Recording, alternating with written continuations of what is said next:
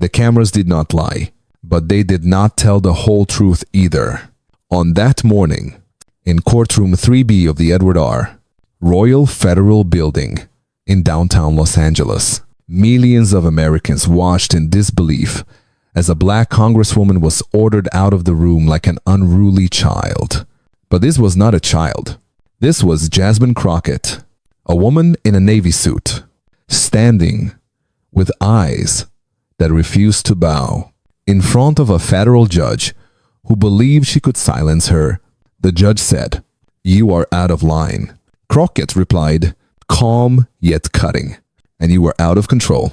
The courtroom froze. The gallery stiffened, and the bailiffs shifted uneasily. Within seconds, the order came, "Remove her." And with dignity, Crockett walked out on her own terms, declaring, with a voice caught by the live microphone, "Mark my words. This isn't over." Those words became a spark. By the afternoon, hashtags trended across the nation. Hashtag Crockett was right. Hashtag Judge Moxley. Hashtag Truth in the Court. Clips replayed on cable news, TikTok, and Twitter. To some, it was a dramatic scene, a moment of defiance caught on camera. To others, it was an echo of a longer story, a story that had begun long before that courtroom confrontation, and a story that would not end there. For Jasmine, Crockett was not new to battle. Before she wore the title of Congresswoman, she had worn the weary armor of a defense attorney, standing for the forgotten, the poor, the marginalized. She had seen judges who crushed lives with a stroke of the pen, cases dismissed in minutes, families left without hope.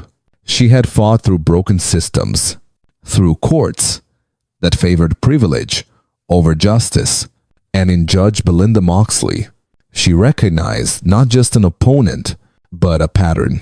This introduction is not merely about a courtroom clash. It is about the weight of history pressing down on one woman's shoulders. It is about what happens when a black woman, rooted in a legacy of survival and struggle, decides she will no longer play by the rules of silence. For generations, black people in America were told they were worth less, their voices cut off before the sentence could finish, from the cotton fields of Mississippi to the buses of Montgomery. The system said, "Sit down." But every generation gave us a voice that refused. And today, in this story, that voice is Jasmine Crockett. So what happens when courage collides with corruption? What happens when a congresswoman takes on not only a judge, but the silence of an entire judicial system? The answer is not simple. The answer is a journey through fear, evidence, betrayal, and the raw cost of standing for truth. It is a journey that begins with one expulsion from a courtroom, but stretches back years and forward into a fight that could shake the very foundations of the federal bench. Stay with us, because this isn't just another story. It is the future our ancestors dreamed of. Hãy subscribe và đồng hành, vì một tiếng nói ra màu không còn bị ngắt lời. This is not just about a complaint filed in San Francisco. It is about the weight of silence that allowed misconduct to fester. It is about the hidden files, the buried complaints, the sealed cases that destroyed lives in darkness. And it is about the woman who decided to bring them to light. In this video, we will journey with Jasmine Crockett through 6 chapters. We will see the roots of injustice, the whispers of corruption, the courage of whistleblowers, and the agony of victims silenced for years. We will walk with her into the storm of political backlash, and we will witness the fragile, painful, but powerful emergence of accountability. And by the end, you will know justice is never handed down from above. Justice is demanded, spoken, fought for, often by those who are told to sit down and stay quiet. Today, we follow the woman who refused to sit. Today, we follow Jasmine Crockett.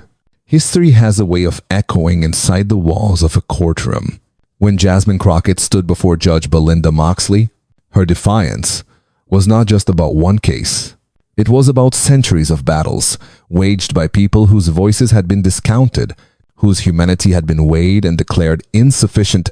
To understand why this confrontation mattered, one must trace the roots back to where the law in America was written and whose interest it served. From the very beginning, American law was inked with contradictions. On parchment, it declared equality and liberty. Yet, in practice, it stripped those same rights from African men and women. It built courtrooms where white property was protected with the full weight of the bench, while black families were torn apart with a judge's stroke of the gavel. Generations carried the sting of rulings that told them they were less than whole, less than equal, and although centuries passed, the echoes of those judgments still reverberated. By the time Jasmine Crockett was born in Dallas, Texas, the Civil Rights Act had already been signed, but laws on paper did not guarantee justice in the streets or in the courts. She grew up watching the way money and privilege tilted the scales. She saw her community's grief when a neighbor's son was convicted on shaky evidence, while wealthier defendants walked free. These moments carved something sharp inside her, a refusal to accept silence. Her decision to study law was not ambition alone. It was necessity. As a young defense attorney, Crockett entered courtrooms where her very presence was treated as unusual.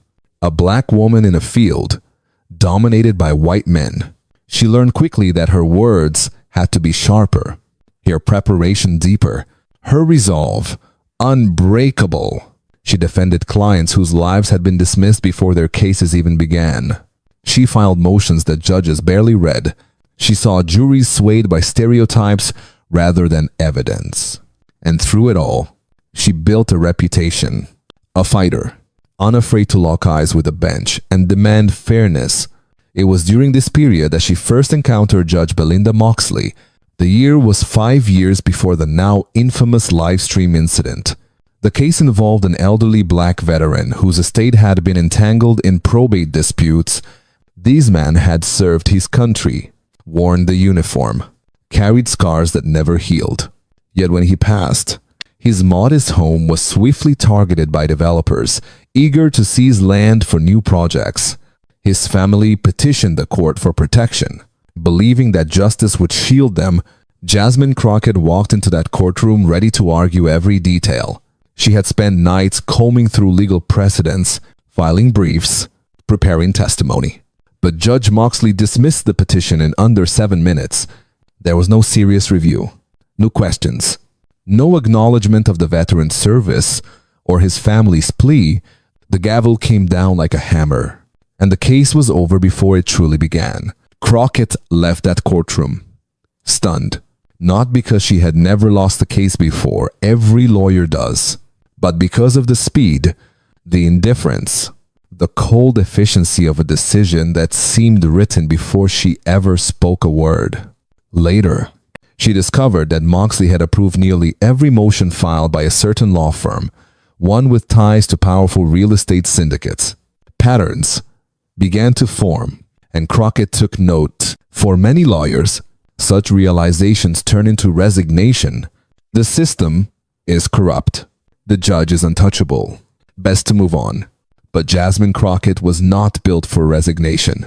She began collecting small fragments, complaints that had been dismissed, rulings that vanished from public record, whispers from clerks, too afraid to go on record. It was not yet a case, not yet a scandal, but it was a beginning.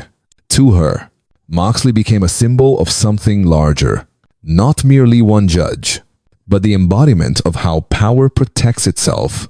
For nearly 2 decades, Moxley had presided without serious challenge.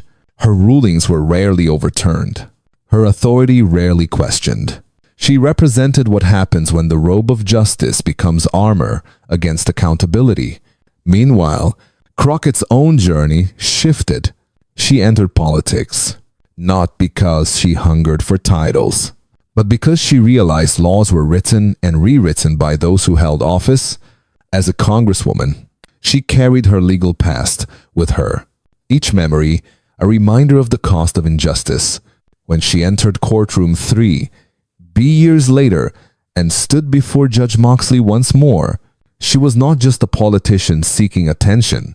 She was a woman carrying the weight of history, the memory of every client silenced, every family broken, every petition dismissed without care. This is why the expulsion mattered. It was not simply about one clash on live television. It was the culmination of years of frustration, years of watching the law serve power instead of people. It was the echo of history meeting the present, as one black woman refused to be silenced in a room built to keep her quiet. The roots of this story are deep, tangled in centuries of inequality, but from those roots also grows resistance, and Jasmine Crockett, standing tall against Judge Moxley, became the latest branch of a long tree of defiance, stretching back to every ancestor who refused to bow. And there is another truth to remember. For every dismissed case, for every sealed file, there were names and families who carried scars that the public never saw. Crockett's outrage was not only her own. It was borrowed fire from generations who had cried for justice and received silence. That was why she did not shrink, why she would not fold, even when cameras rolled and headlines shouted. The question now was not whether she could endure the backlash. The question was whether this time, with evidence, with witnesses, with the eyes of the nation upon her, silence itself could finally be broken. Because in Jasmine Crockett's mind, justice was not an abstract idea.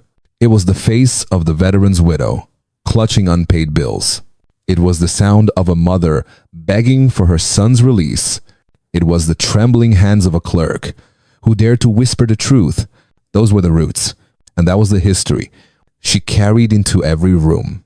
The expulsion from Courtroom 3B was supposed to be the end of the story. At least, that was what Judge Belinda Moxley believed when she ordered Jasmine Crockett out. But sometimes, endings are only beginnings in disguise. The moment Jasmine's words, "Mark my words," this isn't over-echoed through the live stream microphone, a new chapter began to unfold, one that even Moxley could not control. By mid-afternoon, social media had turned the courtroom clip into a symbol. Twitter flooded with commentary. TikTok stitched the video with reactions of shock and admiration. And cable news replayed the footage until it burned into the national memory. For some, Crockett's removal was disrespectful, unbecoming of a congresswoman. But for countless others, it was defiance in the face of arrogance. Hashtags emerged, like banners on a digital battlefield. Crockett was right. Judge Moxley. Truth in the court. Within 24 hours, millions had watched her stand tall in that room, refusing to shrink. Yet, while the internet frothed with opinion, Jasmine sat in the quiet of her Baldwin Hills kitchen. Lights dim, phone buzzing with notifications. She scrolled through the comments. Strangers calling her a hero. Critics calling her reckless. Supporters demanding that she fight back. Her face appeared on national broadcasts. Yet, in her small kitchen, she was alone, surrounded only by cold coffee mugs and stacks of legal pads. She knew fame could come overnight, but justice never did. The question pressing on her was not, "What do people think?" but, "What do I do next?" That same evening, her phone lit up with a message from a number she had not seen in over a year. "I saw what happened. You were right to push. Call me. It's time." Jasmine read it twice, her heart heavy. This was not about applause. It was about unfinished work, evidence buried, and a judge shielded by years of silence. She knew then that her viral moment had become an opening dangerous, costly, but necessary. At dawn, her kitchen table transformed into a war room. Folders spilled open, post-it notes covered with scrawled names, dates, and references. Her glasses slid down her nose as she bent over transcripts, scanning for patterns. she already suspected. There was no staff to help, no intern to carry the load. Just her, in a cotton hoodie, chasing threads that stretched across years of cases. She had been preparing for this battle long before the cameras caught her defiance. Now it was time to act. Her first call was to Quinn Alston, a former court interpreter who had once worked under Moxley. They met in a rented office space off Southwestern Avenue. The blinds drawn, tension thick. Quinn hesitated at first, fingers tightening around her handbag. "You know she threatened me, right?" Quinn said softly. "Not directly, but close enough. She told me, if you plan to stir trouble, remember how small this city really is. There's..." Jasmine leaned forward, her voice steady. "I know, and I wouldn't ask if it didn't matter." The interpreter sighed, then reached into her bag. From it, she pulled a transcript unofficial, but damning.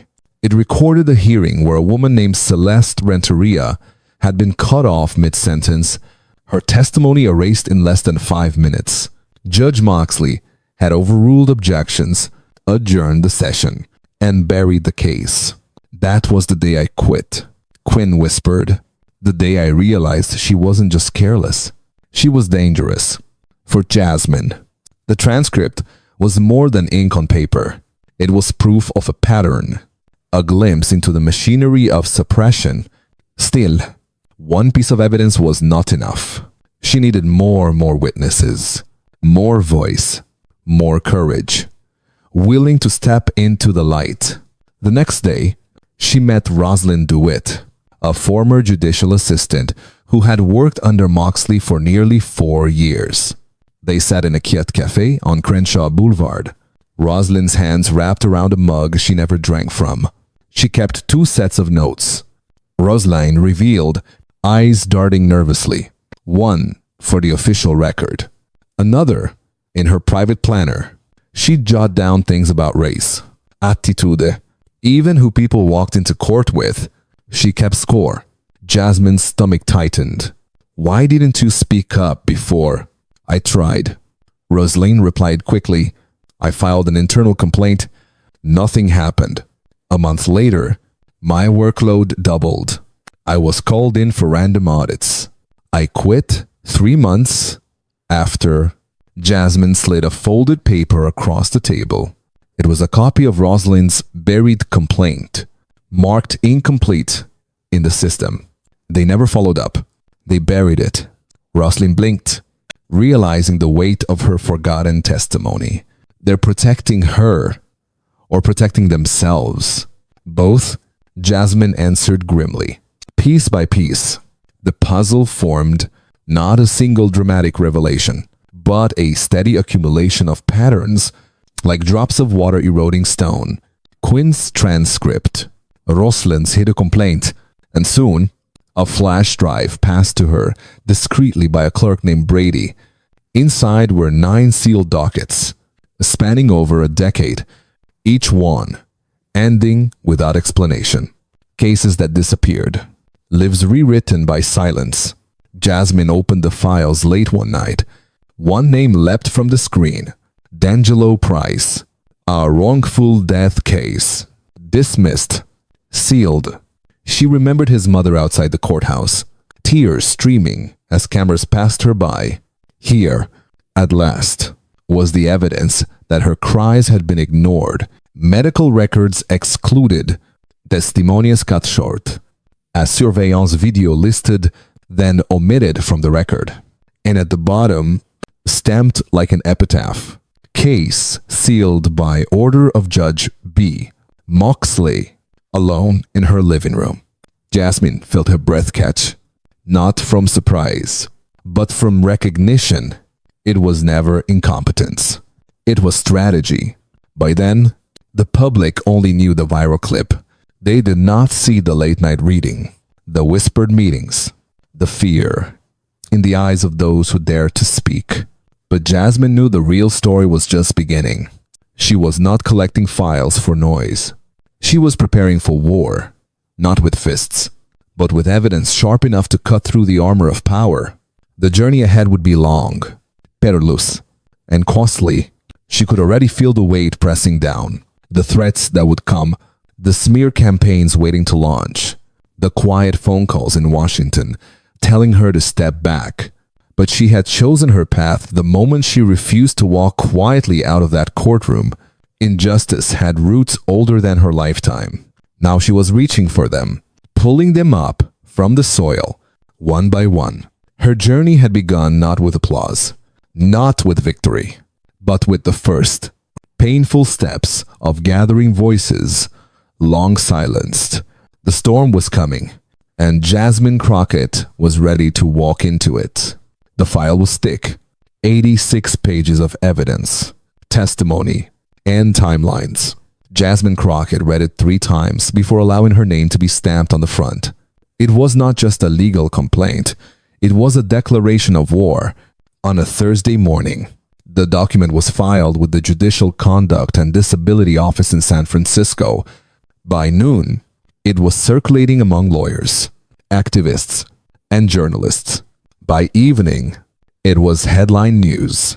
The complaint laid out everything: sealed dockets, vanished complaints, testimonies cut short, affidavits from whistleblowers who had once sat in Moxley's courtroom.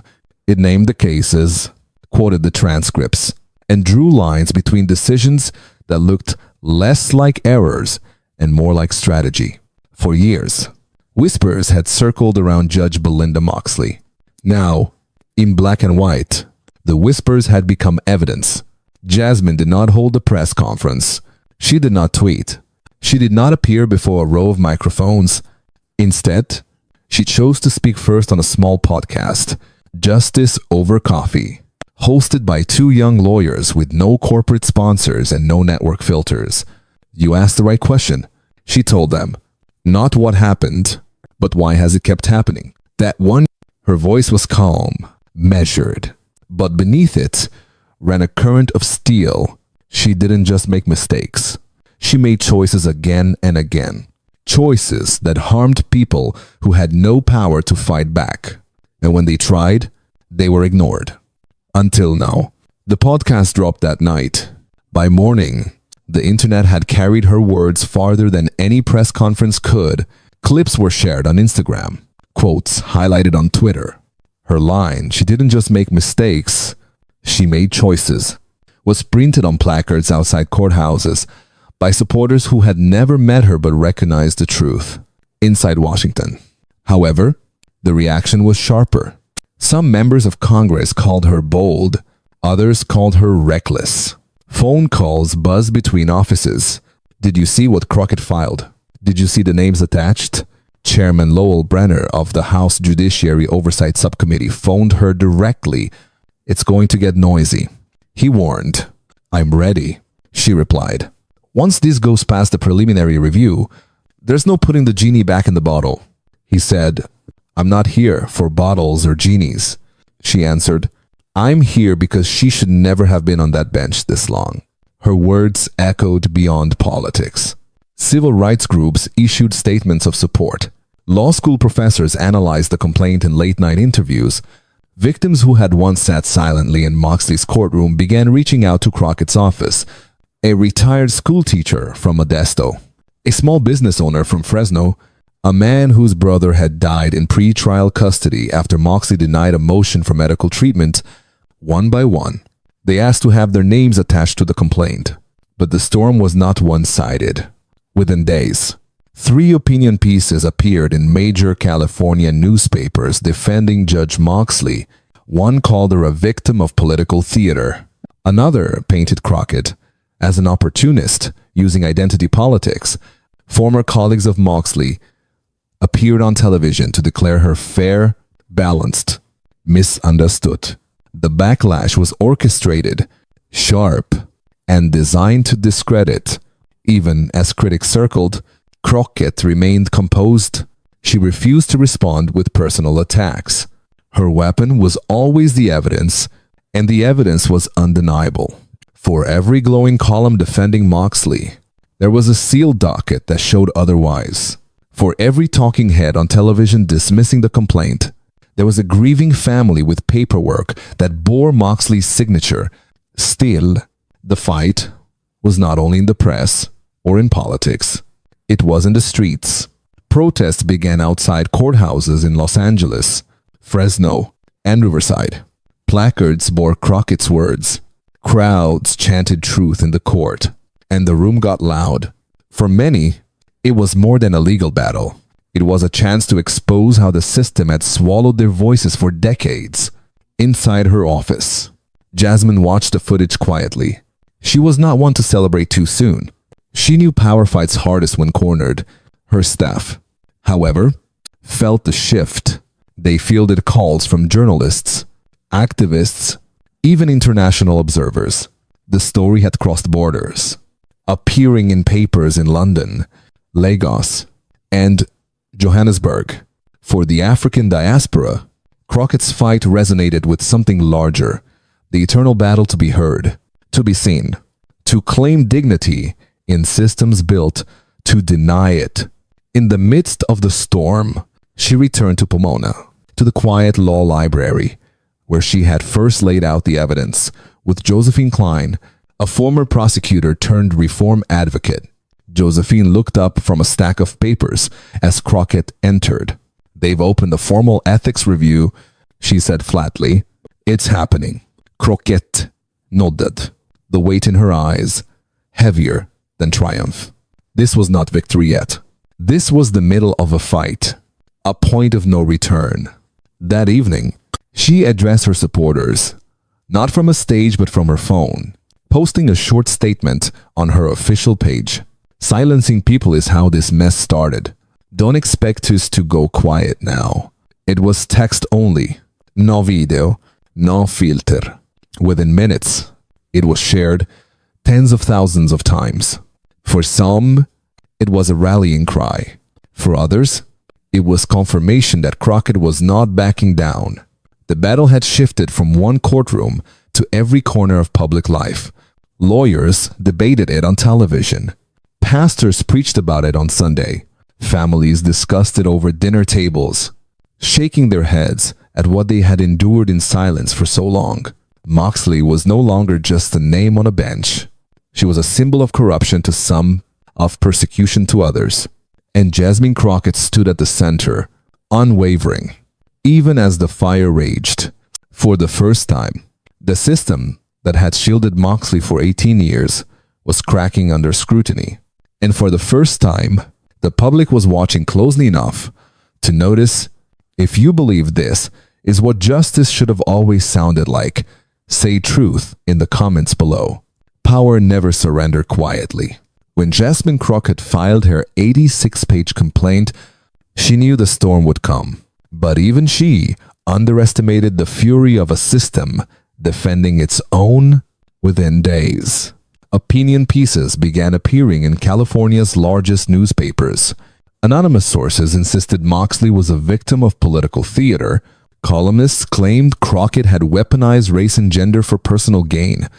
On national television, former colleagues of the judge described her as fair, disciplined, and misunderstood. The narrative was clear. Dismantle Jasmine before her evidence could dismantle Moxley. Then came the threats. Roslyn Dewitt, the former judicial assistant who had spoken to Crockett, opened her email to find messages dripping with menace. One warned, "Keep your mouth shut, or you'll regret ever working in that courthouse." Brady, the clerk who had passed along the flash drive, found his tires slashed outside his apartment building, and Quinn Alston, the interpreter, received a late-night phone call. A voice on the other end, simply breathing, then whispering, "You don't know who you're dealing with." Fear began to spread like smoke. These were not idle rumors anymore. These were targeted strikes meant to silence. Jasmine gathered with her allies in a small Pomona office, the air heavy with tension. "This is how power works," she told them, her voice low but steady. "They scare the witnesses first. They make you doubt yourself. They want us to retreat.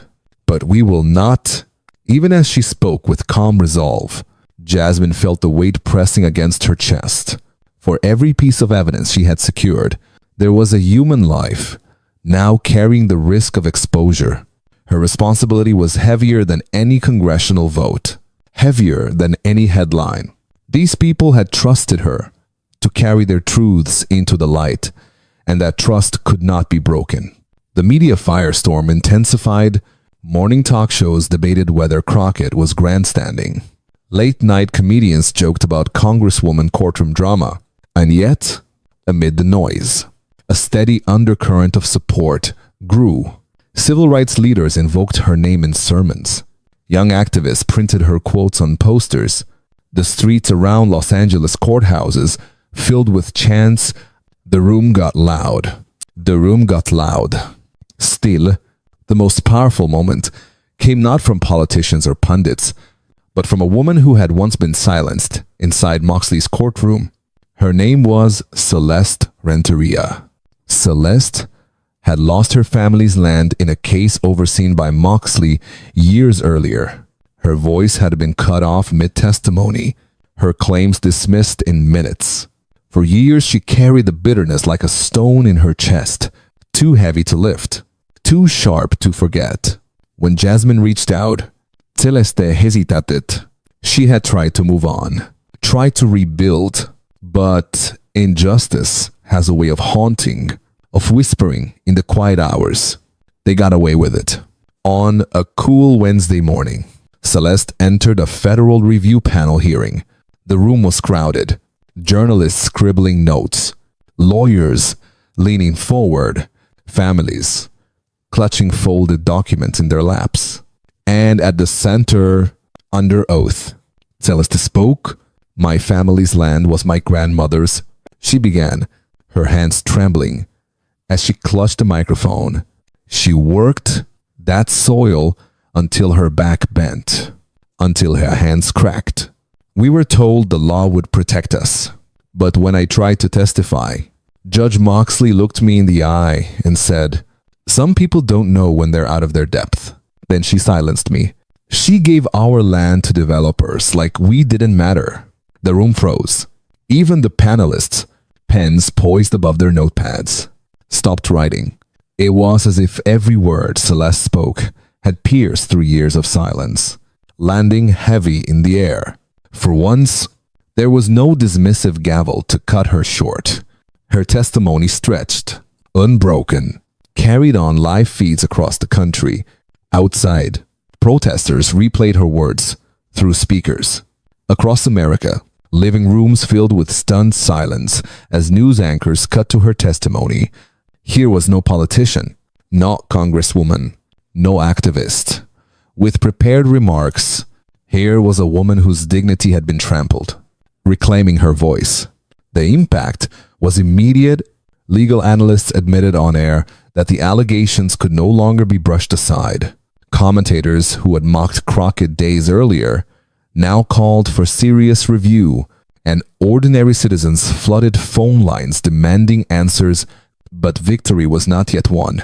For every voice rising in support, another rose to attack. Anonymous online campaigns targeted Celeste's business, leaving false reviews and hateful messages. Others insisted she had fabricated her story, branding her a pawn in Crockett's game. The cruelty was relentless, but Celeste's words had already done their work. She had cracked the silence. That night, Jasmine sat in her office, watching the coverage alone. Clips of Celeste's testimony played again and again, her trembling hands and steady voice becoming a rallying cry. Jasmine felt a rush of pride mixed with sorrow. This was what justice looked like. Not polished, not perfect, but rough, painful, undeniable. She whispered into the quiet room. "You did it, Celeste. You made them listen." Yet she knew what came next.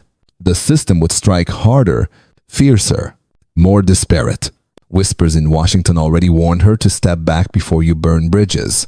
Old colleagues suggested she had gone too far, and she could sense the machinery of backlash preparing its heaviest blows. The crisis was no longer confined to one judge or one congresswoman. It had become a national reckoning. Every headline, every hearing, every testimony pulled more eyes into the story. The question was no longer whether Crockett could endure. The question was whether the system could withstand the truth now breaking through its walls. Outside her office that evening, protesters lit candles, their flames flickering against the night sky. Some held signs that read, "Truth in the Hill." Others simply chanted her name. Jasmine stood at the window for a long time, her silhouette outlined against the glow. She did not feel triumphant. She felt the weight of history pressing harder than ever. But she also knew this. The silence was broken, and once broken, it could never be restored. The storm had reached its height, and the question that hung over the nation was sharp, unyielding, and impossible to ignore. Would justice finally answer? Or would the system retreat once more into darkness? The day Judge Belinda Moxley failed to appear in court, the air inside the Los Angeles Federal Building shifted. Her docket was reassigned without explanation, her chambers locked, her name absent from the hallway schedule. No press release explained her absence. No apology was offered to the families whose hearings had been delayed. But for those who had been watching closely, the silence spoke volumes. By noon, federal investigators were spotted walking into the courthouse. The Judicial Conduct and Disability Office had confirmed what many doubted they ever would. A formal review of Moxley's record under Article 3 for the first time in nearly 2 decades. The judge, who had wielded unchecked authority, now stood under scrutiny. Jasmine Crockett received the news in her Pomona office, where she had gathered once again with Josephine Klein and members of the Judicial Accountability Initiative. "They've opened the case," Josephine said, sliding a document across the table.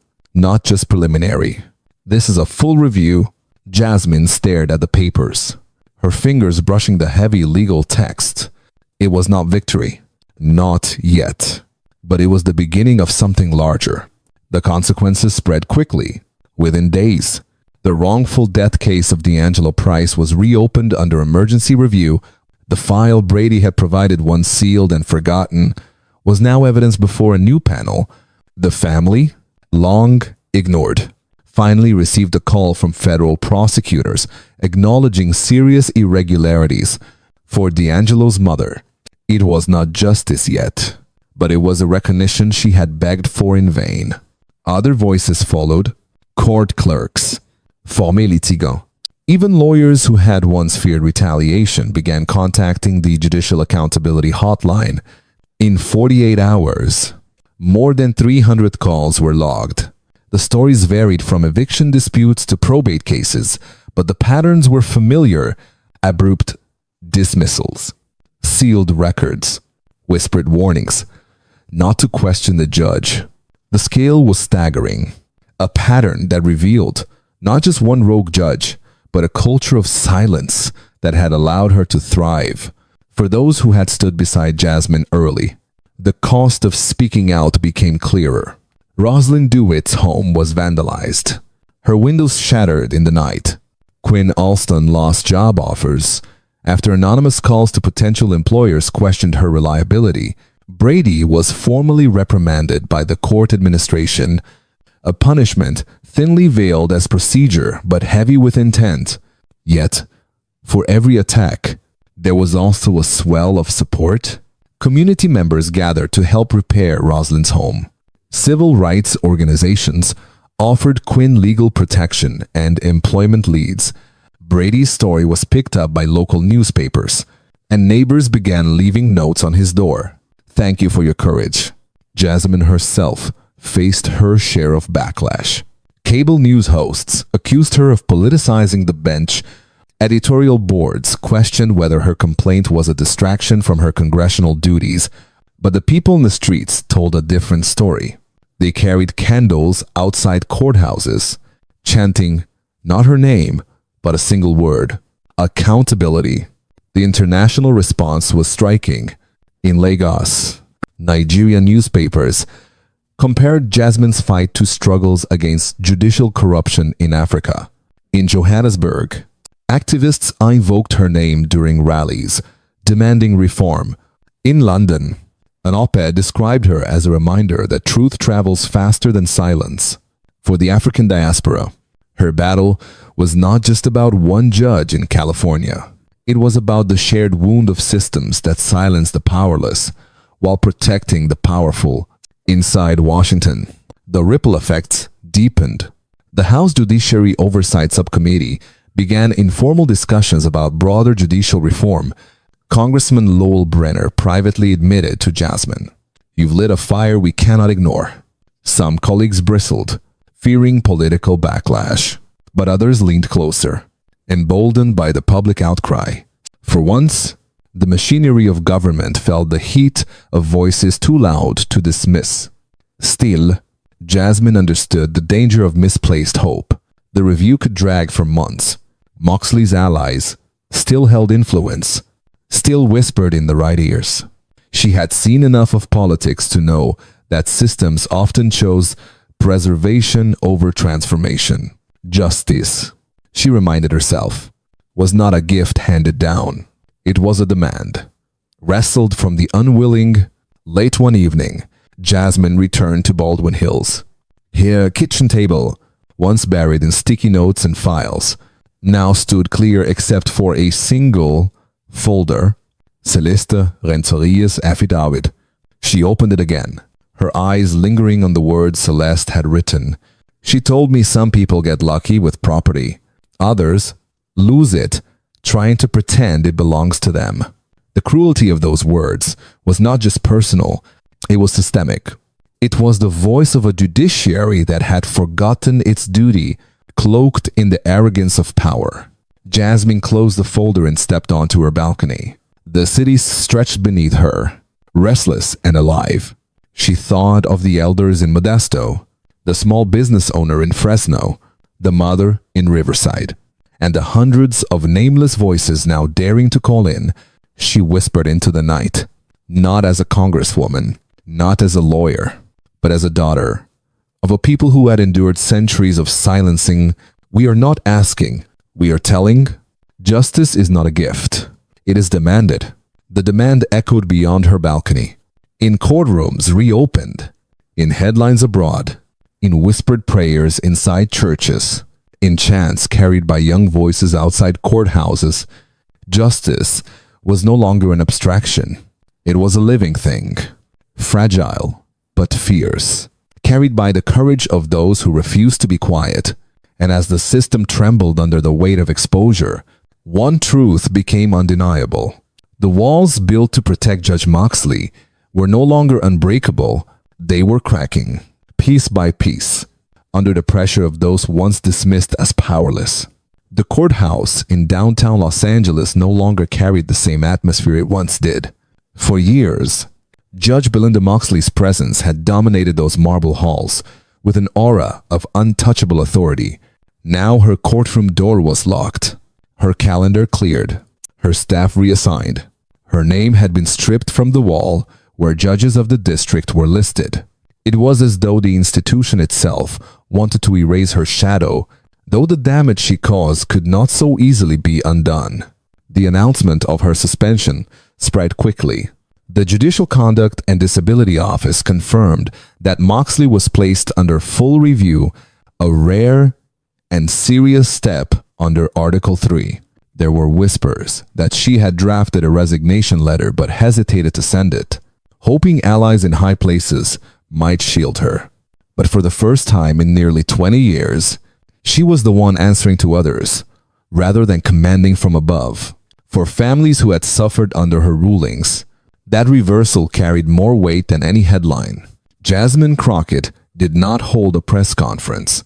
She did not smile for cameras or issue sound bites for cable news. Instead, she returned to the quiet places where her fight had begun.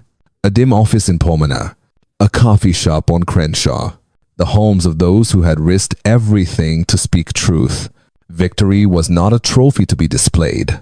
It was measured in voices that were no longer silenced.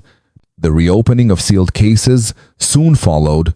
In Fresno, a small business owner who had lost everything under one of Moxley's dismissals, finally saw his claim revived. In Modesto, a retired schoolteacher at last received a hearing that had been denied for years. The wrongful death case of D'Angelo Price was pulled back into the light, the family given the chance to present evidence that had once been buried. These were not just legal procedures. They were restorations of dignity, acknowledgments that lives had mattered all along. The interim findings of the review panel were stark. They identified a pattern of bias and a consistent disregard for litigants from poor or minority communities. They noted irregular handling of evidence, unexplained sealing of records, and a troubling lack of recusals in cases involving connected law firms. The language was not cautious. It was direct, unflinching, and devastating for those who had defended her. Moxley's misconduct was not an isolated flaw. It was systemic, repeated, and intentional. Still, the backlash came. Some commentators warned that Jasmine had undermined judicial independence. Others claimed that exposing one judge would destabilize trust in courts across the nation. But ordinary people were unmoved by such arguments. They understood the truth more clearly. Trust had already been broken long ago, and silence had been its accomplice. By speaking, Jasmine had not weakened the system, she had revealed the cracks already there. That revelation became her true legacy. It was not only about removing Moxley from power, it was about awakening a culture of resistance where silence had once been the norm. For the first time in years, courthouse clerks, litigants, and even lawyers began filing complaints without fear. Community groups organized forums on judicial accountability. The voices of the powerless grew louder, echoing across the nation. One evening, Jasmine visited Celeste Renteria at her modest new office in El Monte. The walls were covered with corkboards full of notes, community flyers, and photographs of family. Celeste greeted her with a smile that was both tired and proud. "When I gave you my affidavit," she confessed, "I thought nothing would change. I thought I would be punished for even trying. But now, I see it was worth it." Jasmine looked around at the mismatched chairs and old furniture, at the fragile hope stitched into the room. "This isn't about punishing one judge," she said quietly. "It's about making sure the cracks never close again." The words carried weight, because Jasmine knew the fight was not over. Power protects itself. Institutions resist change. The review could take months, even years, and some would prefer to sweep it all under the rug. But something irreversible had already happened. Silence had been broken, and once shattered, it could not be restored. Her courage sparked recognition beyond America's borders. In Lagos, newspapers compared her stand to African struggles against corrupt magistrates. In Johannesburg, protesters invoked her name at rallies, calling for reform. In London, commentators described her as proof that truth could travel faster than silence. Across the African diaspora, her story resonated because injustice wore many faces but carried the same weight, and the courage to resist it, too, carried the same fire. At home, older voices in the African American community drew parallels with Fannie Lou Hamer, with Ella Baker, with a long tradition of refusing to be silenced. In churches and community halls, elders told the young that Jasmine's defiance was not new. It was a continuation, a reminder that the fight for justice is never finished, only inherited. For those who had lived through segregation and broken promises, her voice felt like an echo of their own, carried forward into a new century. Late one night, Jasmine sat again on her balcony in Baldwin Hills. The city buzzed beneath her, restless and alive. On her table rested a new folder filled with complaints already whispered in her direction. She smiled faintly, not in triumph, but in resolve. The work would never end, but she was ready. She spoke into the night, her voice low but firm, a prayer and a vow. Justice is not a gift. It is demanded, and once demanded, it will never again be silenced. And as her words faded into the hum of the city, their echo traveled further into reopened courtrooms, into the chants of protesters, into whispered prayers of the faithful, and into the memories of those who had thought themselves too small to make a difference. History might record the fall of Judge Belinda Moxley, but people would remember something greater. The day silence broke. The day voices rose. The day justice became louder than fear. When the story of Jasmine Crockett's stand is told in years to come, many will recall the dramatic moment in Courtroom. 3B, the congresswoman expelled on live television for daring to challenge a federal judge. They will replay the clip of her final words. "Mark my words. This isn't over." Spoken with steady defiance as marshals escorted her out. But those who truly understand will know that the real legacy was not in that single moment of spectacle. It was in the quiet nights at her kitchen table, in the whispered testimonies of clerks and assistants, in the resilience of ordinary citizens who chose to add their voices to hers. Jasmine never claimed to be flawless. She was not driven by the lure of fame, nor by the shallow victories of politics. Her fight was costly. Sleepless nights, relentless harassment, the risk of losing allies in Washington. But what kept her steady was the memory of those who had no voice. The mother of D'Angelo Price, the schoolteacher from Modesto, Celeste Renteria, clutching the deed to her grandmother's land. For them, silence had been a sentence. For them, her defiance was the first crack of light through a wall built too high. The investigation into Judge Belinda Moxley did not end corruption in the judiciary. It did not erase decades of injustice or heal the wounds left behind. But it proved something essential. Power, when confronted with truth, can be forced to account for itself. Even a woman who had sat untouchable for 18 years could be brought to answer, not because the system suddenly found its conscience, but because people demanded it. That demand is Jasmine's greatest legacy. She reminded the world that justice is not a gift bestowed from above. It is not charity from the powerful to the powerless. Justice lives only when the people insist upon it, guard it, and refuse to let it be buried beneath procedure and silence. For African American elders who had marched through the long nights of the civil rights era, Jasmine's defiance rang like a familiar hymn. They recognized in her voice the echoes of Fannie Lou Hamer, of Ella Baker, of Martin Luther King Jr. Standing unbowed before hostile courts, they saw that the struggle continues, not in monuments, but in the courage of each generation willing to say, "Enough." And for those across Africa, her stand was a mirror of their own battles against courts, bent by wealth and power. In Lagos, Accra, Johannesburg, and Nairobi, the readers saw her story and knew it was theirs too. Justice has no borders, neither does silence, and neither does courage. In the end, Jasmine did not measure victory by Moxley's downfall. She measured it by the clerk who found the strength to hand over a flash drive, by the assistant who dared to keep secret notes, by the litigants who overcame fear to sign affidavits, by the thousands who whispered their own stories. Once they saw one woman refuse to sit down, the measure of justice was not in punishment, but in voices reclaimed.